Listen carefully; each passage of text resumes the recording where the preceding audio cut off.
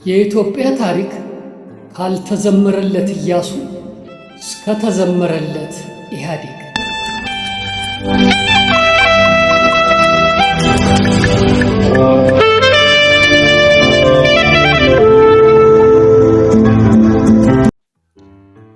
ደራሲ ፍስሐ ያዜ ካሳ።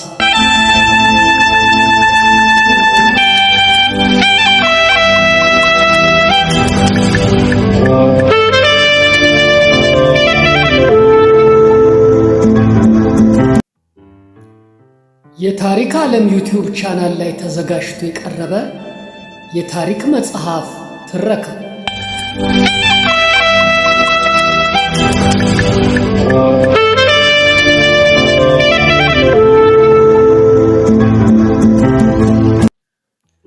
መጽሐፉ የታተመው በ2004 ዓመተ ምህረት።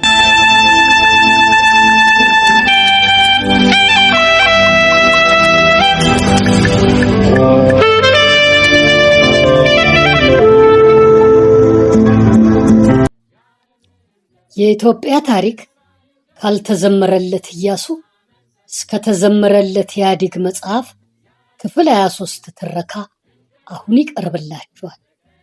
እናንተም ሁልጊዜ ሙሉ ትረካችንን ስለምታዳምጡልን እጅግ እያመሰገንን የዚህን ቪዲዮ ሙሉ ትረካም እንድታዳምጡልን በትህትና እንጠይቃችኋለን። ቻናላችንንም ሰብስክራይብ፣ ላይክ፣ ሼር እና ፎሎ ስለምታደርጉልን ኮሜንትም ስለምትሰጡን እናመሰግናለን።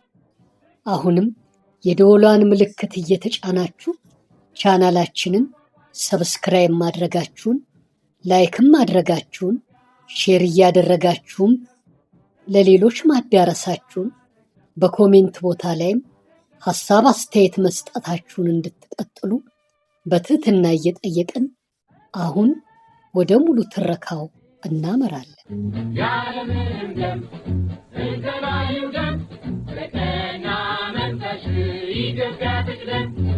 ያለምንም ደም እንተናዩ ደም በቀና መንፈስ ኢትዮጵያ ትቅደም።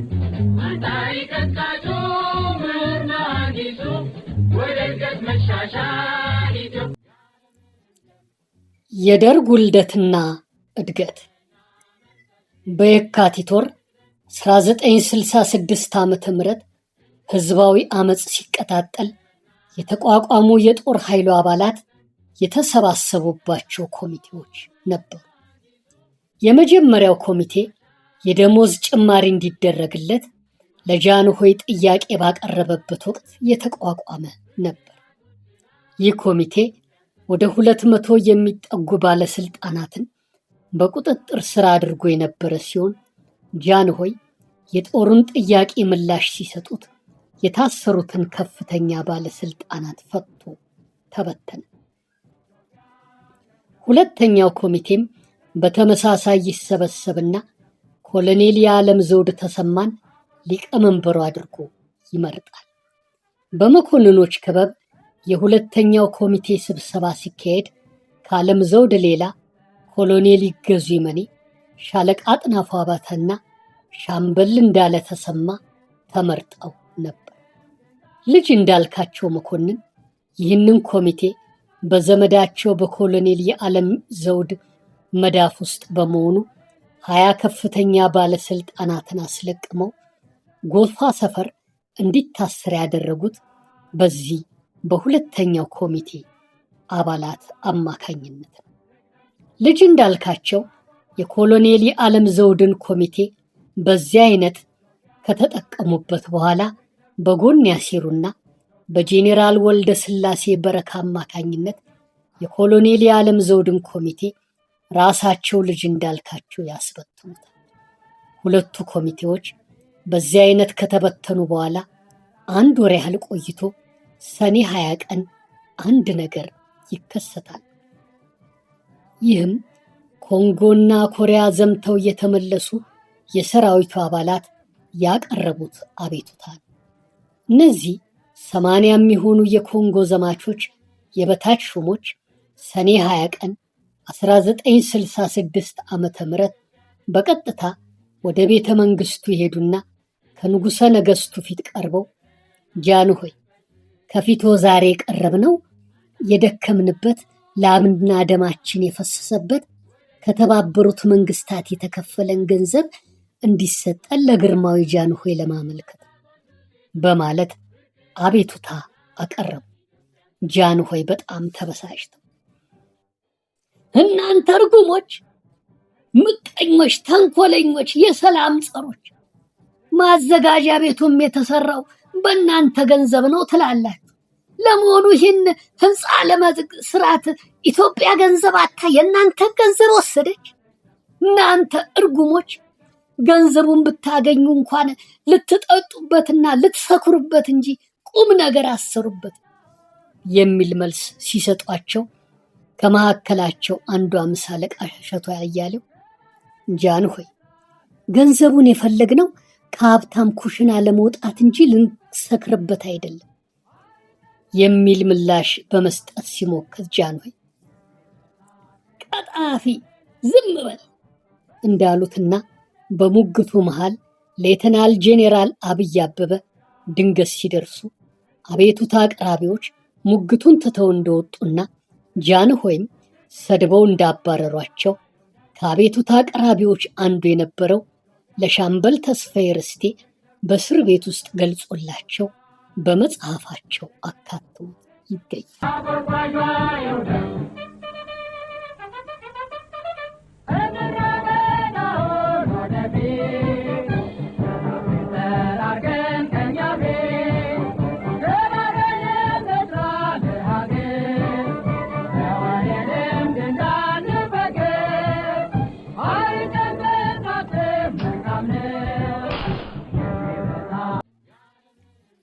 እነዚህ ወታደሮች ከወጡ በኋላ ብንበታተን እየለቀሙ ያስሩናል በሚል ስጋት ጥያቄያቸው ምላሽ እስኪያገኝ ድረስ መበተን እንደሌለባቸው ይወስኑና የዚያን ዕለት በጋራ ወደ ጠቅላይ ሚኒስትር እንዳልካቸው ቢሮ በመሄድ ጥያቄያቸውን ለጃንሆይ እንዳቀረቡና ጃንሆይም አዋርደው እንዳባረሯቸው በመግለጽ አቤቱታቸውን ያሰማሉ።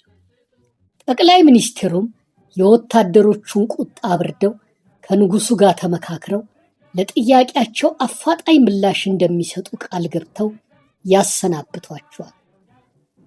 ከዚያ ወጥተውም መበታተኑን አልፈለጉምና ወታደራዊ እንቅስቃሴ ለማድረግ መነጋገር እንዳለባቸው ወስነው በቀጥታ ወደ 4ኛ ክፍለ ጦር ጠቅላይ መምሪያ ሄዱ። ዘማቾቹ 4ኛ ክፍለ ጦር ግቢ ውስጥ ተሰብስበው ሲነጋገሩ በመምሪያው ውስጥ የነበሩ የክፍለ ጦር አባላትም ተጨምረው ለውጥ ማምጣት አለብን እያሉ ማጋጋል ያዙ። ከዚህ በፊት የነበረው 2ኛው የዓለም ዘውድ ኮሚቴ ሲበተን ቅር የተሰኙ የነበሩት ሻለቃ አጥናፉ አባተ ይመኙት የነበረውን ለውጥ የማምጣት ሐሳብ በራሳቸው ክፍለ ጦር ግቢ ውስጥ የሚጀምሩበትን አዲስ ዕድል አገኙ። ያ ኮሚቴ ከተበተነ በኋላም እነ ሻለቃ አጥናፉ ውስጡን በድብቅ እየተገናኙ ይዶልቱ ነበር። ስለዚህ ሻለቃ አጥናፉ አባተ፣ ሻምበል እንዳለ ተሰማ፣ 50 አለቃ አሊ ሙሳ፣ ሻምበል ወንደሰን ብርሃኑ የተባሉ መኮንኖች ወደ እንግዶች ስብሰባ ተቀላቀሉ። የኮንጎ ዘማቾች የለውጥ ማምጣት ሐሳብ ካነሱ በኋላ ስብሰባቸው መልክ ይኖረው ዘንድ መሪ መምረጥ እንዳለባቸው ይወስናል። ተከታዩ ጥያቄ የሚመረጠው መሪ መኮንን ይሁን ወይስ የበታች ሹም የሚል ነበርና ውይይቱ ቀጥሎ የጦሩ ሙሉ ድጋፍ እንደሚያስፈልግ፣ የጦሩን አባላት አስተባብሮ ለመምራት ደግሞ የግድ መኮንን የሆነ መሪ እንደሚሻል፣ ነገር ግን ከፍተኛ መኮንን እንደማያስፈልግና ማዕረጉ ከሻለቃ መብለጥ እንደሌለበት ተስማሙ። ምክንያቱም ከፍተኛ መኮንኖች መሪ ከሆኑ የራሳቸውን ጥቅም አስከብረው የበታቹን ጥያቄ ቀብረው ያስቀሩት ስለነበር ከሻለቃ መብለጥ የለበትም የተባለ። በውሳኔው መሰረት ሻለቃ አጥናፉ አባተ የስብሰባው መሪ፣ 50 አለቃ አበራ አጋ ከፖሊስ ሰራዊት፣ ጁኒየር ቴክኒሻል ዮሐንስ ፍትዊ ከምድር ጦር አቪዬሽን ለኮሚቴው አባልነት ተሰየሙና ተሰብሳቢዎቹ በሻለቃ አጥናፉ መሪነት ወደ ስብሰባው አዳራሽ ተዛወሩ። ያለምንም ደም እንተባዩ ደም ለቀና መንፈስ ኢትዮጵያ ትቅደም። ያለምንም ደም እንተባዩ ደም ለቀና መንፈስ ኢትዮጵያ ትቅደም። አንታይ ቀጣጩ ምርማጊሱ ወደ እድገት መሻሻል። ይህ ሶስተኛው ኮሚቴ የመጨረሻው መጀመሪያ ሊባል ይችላል። በዕለቱ ከተሰብሳቢዎች ውስጥ ብዙዎቹ የአራተኛ ክፍለ ጦር አባላት ስለነበሩ እንዲቀነሱ ተደረገ። በስብሰባው የተለያዩ ሀሳቦችን እያነሱ እየጣሉ ቆይተው በመጨረሻ የደረሱበት ውሳኔ 1. የምድር ጦር ልዩ ልዩ ክፍሎች የአየርና የባህር ኃይል እንዲሁም የፖሊስ ሰራዊት የየራሳቸውን ወኪል መርጠው እንዲልኩ። 2. በአዲስ አበባ ያሉት የራዲዮና የቴሌቪዥን ጣቢያዎችን እንዲሁም ልዩ ልዩ ቁልፍ ቦታዎችን በጦሩ እንዲጠበቁ ማድረግ። 3. የስጋት ምንጭ ይሆናሉ ተብለው የሚገመቱ የሲቪልና የጦር አለቆችን በቁጥጥር ስር ማዋል። 4. ለመለዮ ለባሹ ሁሉ ለተጀመረው እንቅስቃሴ ድጋፍ እንዲሰጡ ጥሪ ማቅረብ። በተለይ ለኮሚቴው አባልነት አዲስ አበባ፣ አስመራና ሐረር ከሚገኙ ልዩ ልዩ የጦር ክፍሎች ማስመረጥና ማሳተፍ የሚሉ ሲሆን ተወካዮች ከተላኩላቸው በኋላም ሁኔታዎችን የሚከታተል የሚያስተባብርና ድጋፍ የሚያሰባስብ ለንጉሱ ታማኝነትን የሚገልጽ ኮሚቴ እንደሚሰይሙ ተወያይተው ተስማሙ። እነዚህ በአራተኛ ክፍለ ጦር የተሰባሰቡት 31 መለዮ ለባሾች በምርጫ ያልተወከሉ የመጀመሪያ የደርግ አንቀሳቃሾች ናቸው። እነዚህን እቅዶች መርጠው ያስቀመጡትና በፍጥነትም በተግባር እንዲተረጎም ያደረጉት ሻለቃ አጥናፉ አባተ ሲሆኑ ከመኮንንነታቸው ባለፈ በአዲስ አበባ ዩኒቨርሲቲ ቢዝነስ አድሚኒስትሬሽን ተምረዋል። የዚያን ዕለት ምሽት 2 ሰዓት ከአራተኛ ክፍለ ጦር በተወጣጡ ወታደሮች አቡነ ጴጥሮስ ሐውልት አጠገብ ይገኝ የነበረውን የኢትዮጵያ ሬዲዮ ጣቢያ ማዘጋጃ ቤት ህንፃ ውስጥ የሚገኘውን የቴሌቪዥን ማሰራጫ ጣቢያ፣ ጌጃ ሰፈር የሚገኘውን የብስራተ ወንጌል ሬዲዮ ጣቢያ፣ የቴሌኮሙኒኬሽንን መስሪያ ቤት፣ የመብራትና የውሃ አገልግሎት ማሰራጫዎችንና የአዲስ አበባ ከተማ መግቢያና መውጫ መንገዶችን በወታደር ጥበቃ ስር እንዲሆኑ አደረጉ። ለዚህም ከሻለቃ አጥናፉ ጋር የፖሊስ ሰራዊት አባሉ ሻለቃ እንየው ፈረደ፣ እኚህ ሰው ለደርግ ምስረታ አስተዋጽኦ ቢያደርጉም ሻለቃ ፈረደ የደርግ አባል ግን አልሆኑም። ጦሩን በማንቀሳቀስና ለጥበቃ በመመደብ ተባብረዋል።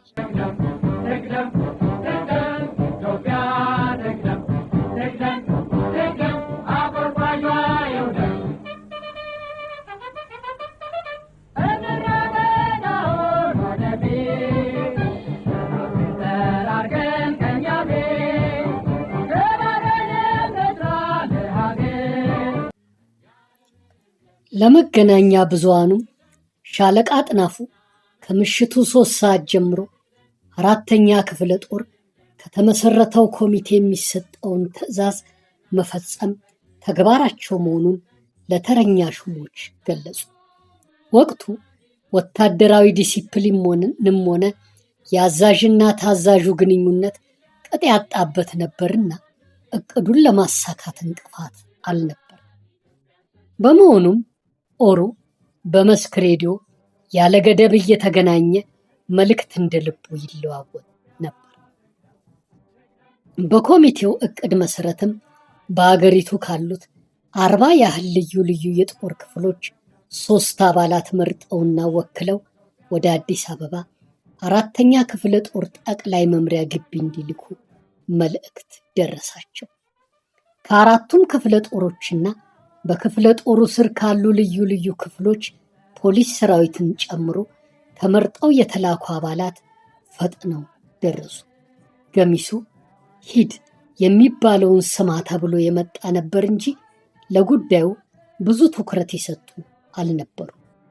ብቻ ግን እንቅስቃሴው ሂደቱን ቀጥሎ ወደ ስኬት እያመራ ነው።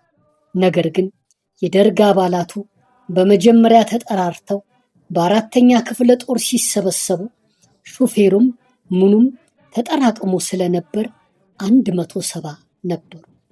ቆይቶ ሻለቃ መንግስቱ ሰብሳቢ ሆነው ከተመረጡ በኋላ የየክፍሉ ተወካይ አባላት በአግባቡ ስም ዝርዝራቸው እንዲመዘገብ ስለተደረገ 50ዎቹ ወደየክፍላቸው እንዲመለሱ ተደርጎ 120 ሆኑ።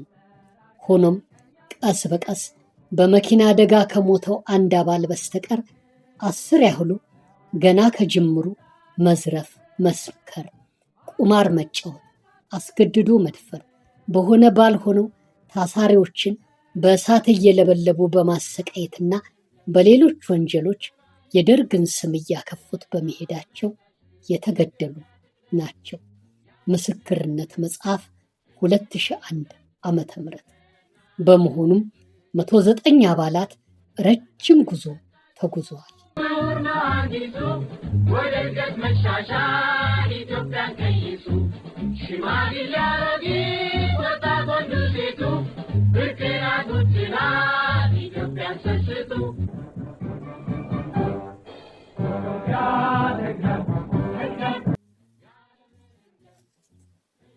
በሻለቃ አጥናፉ የሚመራው አስተባባሪ ኮሚቴ ሰኔ 21 ቀን 1966 በአራተኛ ክፍለ ጦር ግቢ ውስጥ መቋቋሙን በሬዲዮ ይፋ አደረገ።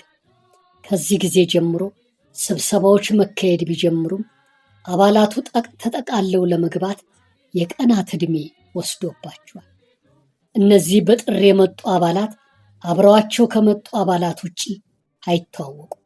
ለምን እንደመጡ ዓላማቸው ምን እንደሆነ በውል የተረዱ አልነበሩ።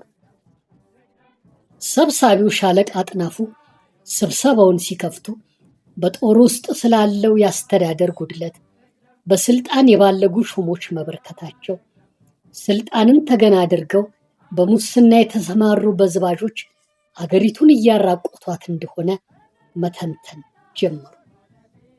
ተሰብሳቢውም አገዛዙን እየወነጀለ የመሰለውን ይናገራል። ምን መደረግ አለበት የሚለውን ግን የሚያስረዳ ጠፋ።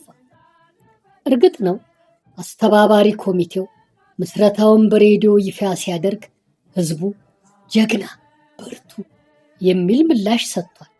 ኮሚቴውም ዓላማዬ ብሎ ያቀረበው ማኒፌስቶ የመሰለ መግለጫው የሰራዊቱን አባላት ደሞዝ ማስጨመር፣ የድርጅትና የትጥቅ መሟላትንና የአስተዳደር በደል እንዲወገድ፣ መለዮ ለባሹ ሲጠይቀው የቆየውን ልዩ ልዩ ጥቅማ ጥቅሞች እንዲሟሉና በአገሪቱ መሰረታዊ ለውጥ እንዲከሰት መጣር የኮሚቴው ዓላማ ነው። ነገር ግን በምን መልኩ የሚለው አንኳር ጥያቄ አልተብራራም። ስለዚህ ከሰኔ 22 ጀምሮ ለ4 ቀናት ያህል ጥቂት የቀድሞ ባለስልጣናትን እየመረጠ በአራተኛ ክፍለ ጦር ግቢ ውስጥ ሲያስር ቆየ። ኮሚቴው ሐሳቦችን ሲያነጥሳ ሲጥል ሰንብቶ ሰኔ 26 ቀን ከምስራቅ አንበሳው ክፍለ ጦር ተውጣጣው ተመርጠው የተላኩ የሶስተኛ ክፍለ ጦር አባላት ደረሱ።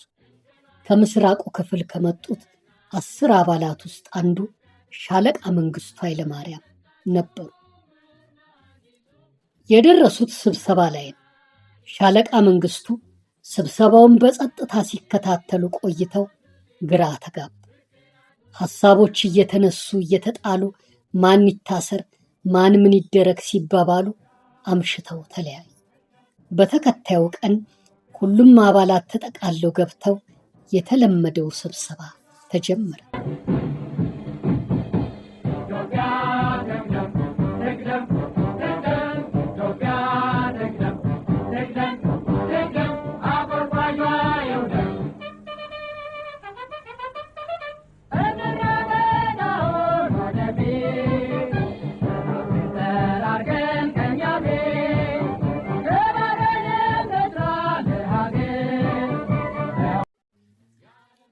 የሚባለውን በጸጥታ ሲያዳምጡ የቆዩት ሻለቃ መንግስቱ እጃቸውን አወጡ።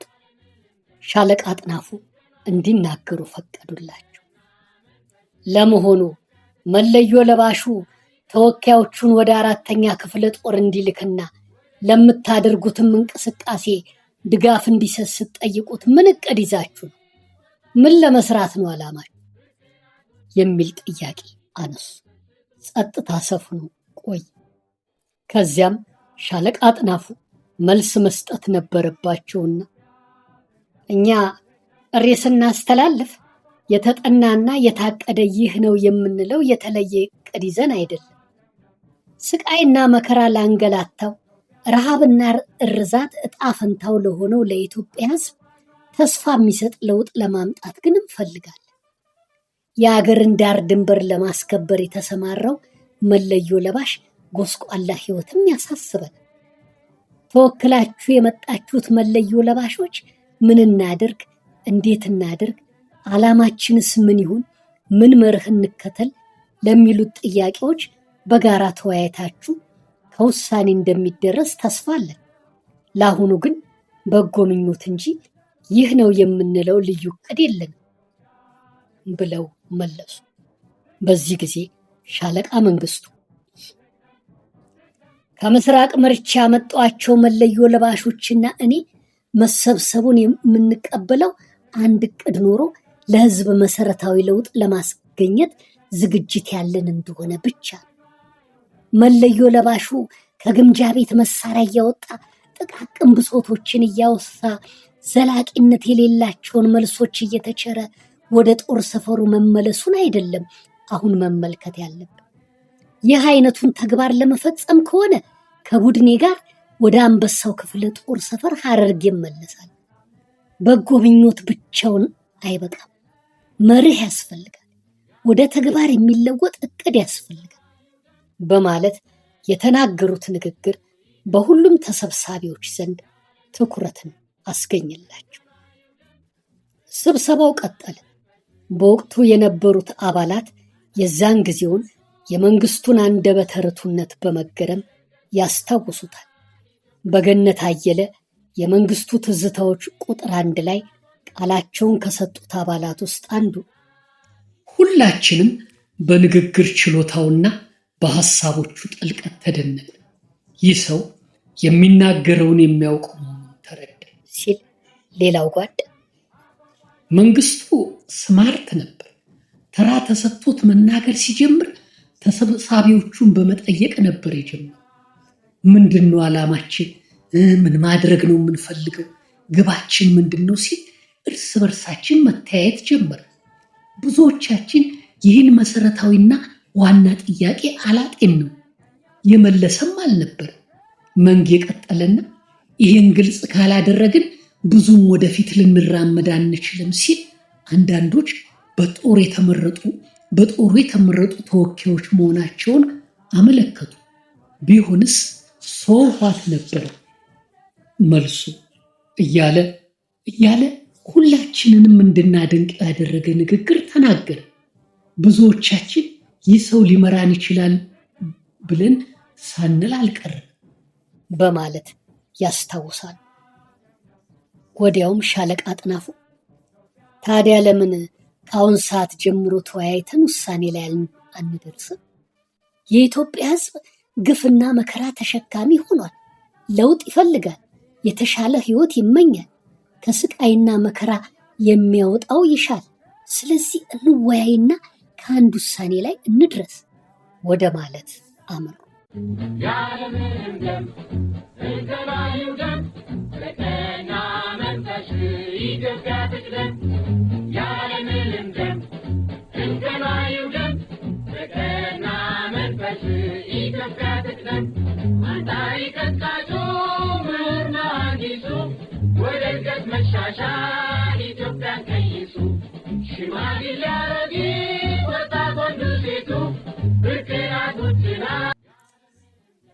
አንደበተ ርቱዕ ሻለቃ መንግስቱ ኃይለማርያም ንግግራቸውን ካንበለበሉት በኋላ ሌሎች ተወካዮችም እየተነሱ ሐሳባቸውን መግለጽ ሲጀምሩ መንግስቱ ብድግ ብለው ግድግዳ ላይ ወደ ተሰቀለው ጥቁር ሰሌዳ አመሩና የአባላቱን ፍሬ ሐሳቦች ማስፈር ጀመሩ። የተለያዩ ሐሳቦች ካቀረቧት በኋላ ለኢትዮጵያ የሚበጃትን የመንግስት አይነት በሚመለከት አንደኛ ህገ መንግስታዊ የዘውድ አገዛዝ፣ ሁለተኛ ዲሞክራሲያዊ የሲቪል መንግስት፣ ሶስተኛ ወታደራዊ መንግስት የሚሉ ነጥቦች ተመርጠው ተቀመጡ። ለብዙ ሺህ ዓመታት ዘውዳዊ አስተዳደር ላራመደች ሀገር የቱ ተመራጭ እንደሚሆን ግልጽ ከመሆኑም በላይ ዘውዱን ማስወገድ ለነዚህ መለዮ ለባሾች ፈጽሞ በዚያ ወቅት የሚታሰብ አልነበረም። ሐሳቡ ራሱ ያስፈራ ነበር ይላሉ አባላቱ። ስለዚህ ሻለቃ መንግስቱ ህገ መንግስታዊ የዘውድ አገዛዝ የሚለውን በጠመኔ ያከበቡትና ተቀመጡ። ሁሉም ተስማማ። ከ15 ደቂቃ እረፍት በኋላ ውይይቱ ሲቀጥል ከአባላት ውስጥ አዲስ ፕሮግራምና መመሪያ የምናወጣ ከሆነ ለምን አዲስ ሊቀመንበር አንመርጥም የሚል ሐሳብ ተነሳ። ሻለቃ አጥናፉ አልተቃወሙም። በቅንነታቸው ብቻም ሳይሆን ሙሉ አባላቱ ከተሰባሰቡ በኋላ ሌላ የጋራ ምርጫ መደረጉ አግባብ ነው። ሻለቃ መንግስቱ አለ አንዱ አባል።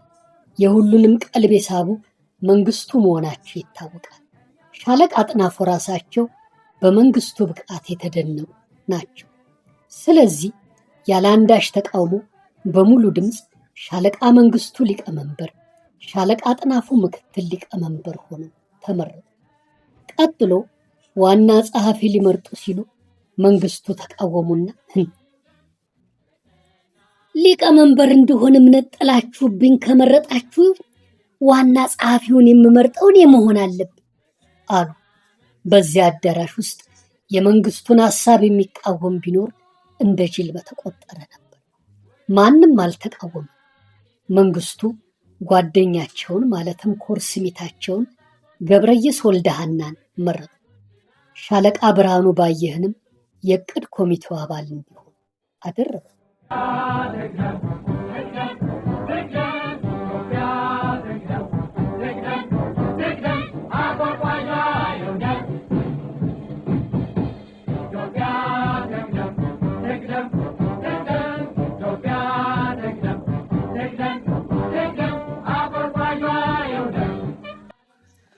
ሻለቃ መንግስቱ በአንደበት ብቻ የአጥናፉን ቦታ ያለ ችግር ነጥቀው ሊቀመንበር፣ በዚያ ሰዓት በመሰረቱ ሊቀመንበር ሳይሆን ሰብሳቢ ነው ሊባል የሚችለው ከመሆናቸውም ባለፈ ጓደኞቻቸውን ጸሐፊና የዕቅድ አውጪ ኮሚቴ አባል ማድረጋቸው ላዕላዩንም ታህታዩንም መዋቅር በራሳቸው ዕቅድና መንገድ የማስቀጠል ዕድላቸውን አመቻችተዋል። ይህ ኮሚቴ የጦር ኃይሎች የፖሊስና የህዝባዊ ጦር አስተባባሪ ኮሚቴ በሚል ራሱን ይፋ አድርጓል። ከየጦር ክፍሉ ተመርጠው የተላኩ አባላቱን መዝግቦ ጨርሷል። ስራውንም ንዑስ ኮሚቴዎችን በማቋቋም ሲጀምር አንደኛ የፖለቲካና የውጭ ጉዳይ ኮሚቴ፣ ሁለተኛ የኢኮኖሚ ኮሚቴ፣ ሶስተኛ የመከላከያ ኮሚቴ፣ አራተኛ የሶሻል ጉዳይ ኮሚቴ፣ አምስተኛ የህዝብና ደህንነት ኮሚቴ፣ ስድስተኛ የአስተዳደርና ህግ ኮሚቴ፣ ሰባተኛ የእስረኞች አስተዳደር ጉዳይ ኮሚቴ፣ ስምንተኛ የሥራ መቆጣጠሪያ ኮሚቴ፣ ዘጠነኛ የጽህፈት አገልግሎት ኮሚቴ የሚባሉትን አቋቋመ። ሻለቃ መንግስቱ የአስተባባሪው ኮሚቴ መሪ ስለሆኑ የዕቅድ አውጪ ኮሚቴውን ሰብስበው ተከታዮቹን ዕቅድ አስቀረቡ። አንደኛ የመለዮ ለባሹን አስተባብሮ ለለውጥ ማዘጋጀት፣ ሁለተኛ ለውጥ ፈላጊውን ህብረተሰብ በተለይም ምሁራንን ከጎን አሰልፎ ረዳቱ ማድረግ፣ ሶስተኛ ከጠቅላይ ሚኒስትር እንዳልካቸው መኮንን መንግስት ጋር ተባብሮ እንደሚሰራ መግለጫ እንዲያወጣ ማድረግና በአገሪቱ መሰረታዊ ለውጥ ማምጣት፣ አራተኛ ለንጉሱ በተመረጡ አባሎች አማካኝነት ታማኝነትን መግለጽ የሚሉ ናቸው። በተጨማሪም ከህዝቡ አስተያየቶችን መሰብሰብ የሚችሉበት የሀሳብ መስጫ ሳጥኖችን በየአደባባዩ ማዘጋጀት በሚሉት ነጥቦች ተወያይተው ኮሚቴው ይህንንም በሙሉ ድምፅ ተቀበለ። ቀጣዩ ጥያቄ መርሃችንስ ምን ይሁን የሚል ነበር። ፈጣኑ መንግስቱ በቅጽበት ኢትዮጵያ ትቅደም አሉ። ማንም አልተቃወመም። በእርግጥ ይቺ መፈክር የአዶልፍ ሂትለር ጀርመን ትቅደም ናት። በኢትዮጵያ ምድር ግን የመንጌ ሆናለች። እንዲያውም ብለው ቀጠሉ መንግስቱ፣ ያለምንም ደም ኢትዮጵያ ትቅደም። የአድናቆት ጭብጨባውን ተከትሎ ጸደቀ። የአስተባባሪ ኮሚቴ ከእርሱ በፊት ከነበሩት ሁለት ኢምንት አስተባባሪ ኮሚቴዎች የበለጠ ሆኖ በጠንካራ መሰረት ላይ ቆመ። ወዲያውም ከተለያዩ የህብረተሰብ ክፍሎች አስተያየት ሲሰነዘርለት አንድ ግለሰብ የግዕዙን ቃል አጣቅሰው ደርግ የሚለውን ስያሜ አቀበሉ። የአማርኛ ትርጉሙ ያው ኮሚቴ ማለት ነው። እናም የጦር ኃይሎች የፖሊስና የህዝባዊ ጦር አስተባባሪ ኮሚቴ የሚለው ቀርቶ ደርግ የሚለው መጠሪያ ሆኖ ቀረ። የየጦር ክፍሉ ዋና አዛዦችም ተወካዮቻቸው ተሳታፊ ስለሆኑ ከበስተጀርባ ሆነው ድጋፍ ይሰጧቸው ነበር።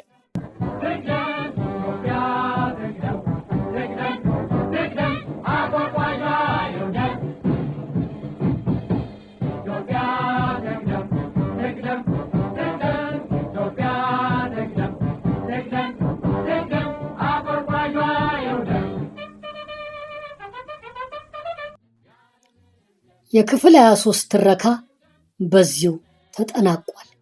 በቀጣይ ክፍል 24 ይቀርባል። ሙሉውን ትረካ የተከታተላችሁትን ሁሉ ከልብ በመነጨ ስሜት እያመሰገንን በቀጣዩ ክፍል 24 ትረካ እስከምንገናኝ ደህና ሰንብቱል። ኢትዮጵያ ሀገራችን በፈጣሪ ድጋፍ ሁልጊዜ ሰላም የሰፈነባት የሰላም ደሴት ሆና ለዘላለም ትኖርልን።